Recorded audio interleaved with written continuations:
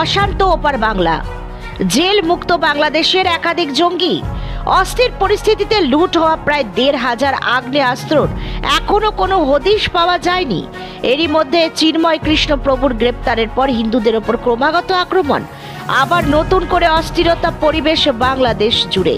এই পরিস্থিতিতে অনুপ্রবেশের আশঙ্কা মালদহ সীমান্ত এলাকাগুলিতে, পাশাপাশি লুট হওয়া অস্ত্রশস্ত্র নিয়ে জঙ্গিদের অনুপ্রবেশ হতে পারে মালদহে। গোয়েন্দা দপ্তর সূত্রে এমন খবরের পর নিরাপত্তা বাড়ানো হয়েছে। মালদহের ১৭২ কিলোমিটার এলাকা জুড়ে অবস্থিত ভারত বাংলাদেশ সীমান্ত এলাকায়, তার মধ্যে প্রায় ৩২ কিলোমিটার এলাকায় তারকাটা নেই এবং ১৮ কিলোমিটার এলাকা জুড়ে রয়েছে জলপথ। আর এই সমস্ত সীমান্ত দিয়েই জঙ্গি অনুপ্রবেশ করতে পারে। এই আশঙ্কায় রাতের ঘুম উড়েছে মালদহের ভারত বাংলাদেশ সীমান্তের হবিবপুর ব্লকের যাদবনগর, আইহো সহ একাধিক এলাকার মানুষদের। দেখুন বিস্তারিত। Bureau report, news ২৪ Bangla live.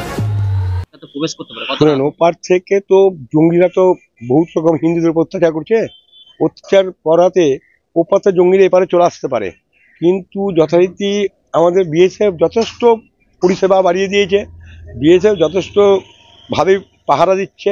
তার জন্য আমরা কিছুটা নিশ্চিত আছে, সম্পূর্ণ নিশ্চিতভাবে নাই। বাই চান্স কখন ঢুকে যাবে বলা মুশকিল, এই নিয়ে আমরা খুব আতঙ্কের মধ্যেই আছি। তার মধ্যে আমাদের আইওতে চোরের উৎপাত জোত্তর।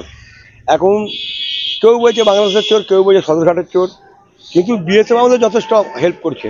বিএসএফের সাহসে আমরা বেঁচে আছি। বিএসএফ না থাকতে গেলে আমরা হয়তো এখানে বাঁচতে পারতাম না। কিন্তু তার কাটা ঘেরার জন্য আমাদের কিন্তু খুব অসুবিধার মধ্যেই আছি, আমাদের আতঙ্কের মধ্যেই আছি। সেসব এলাকায় তার কাটা ওদিকে কোনো মানুষজন যাচ্ছে না, একমাত্র বিএসএফই পাহারা দিচ্ছে। কারণ মানুষের সন্ধ্যা লাগলে বাড়িতে ঢুকে যাচ্ছে, সবাই নিজের নিজের বাড়িঘর দেখার চেষ্টা করছে, নিজের নিজের বাড়িঘর দরজা দিয়ে আটকে রাখছে। কোন জঙ্গি ঢুকবে বলা মুশকিল। এই বাংলাদেশের অত্যাচারের জন্যেই, জঙ্গিদের অত্যাচারের জন্য কিন্তু আমাদের খুব আতঙ্কের মধ্যেই আছে।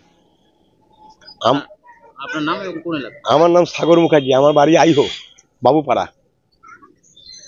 বাংলাদেশের এই পরিস্থিতি আমাদের বাংলাদেশের এখানে পরিস্থিতি তো এরকম, তার ঘা কিছু তো এই করা আছে, কাটা আছে।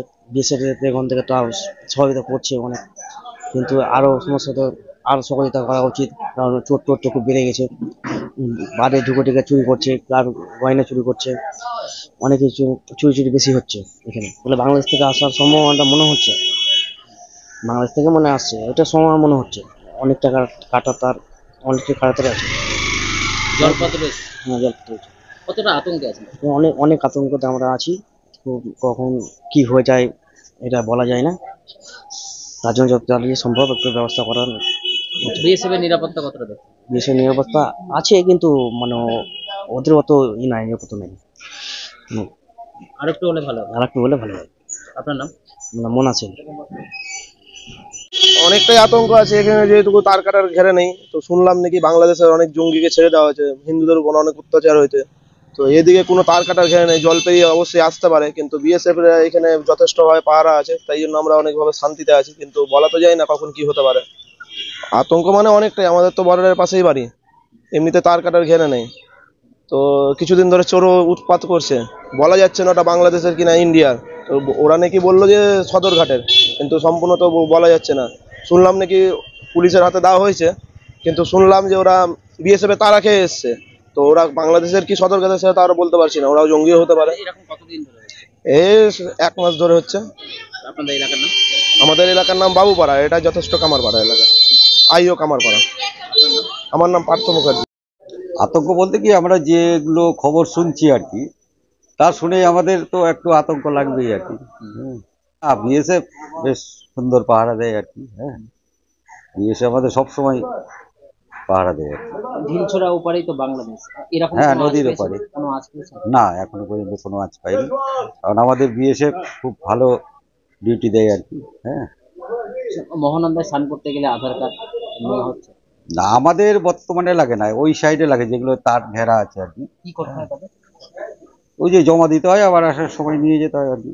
স্নান করতে গেলে? হ্যাঁ। এমনি কোনো অশান্তি এখন? না, এখনো হয়নি। আপনার নাম?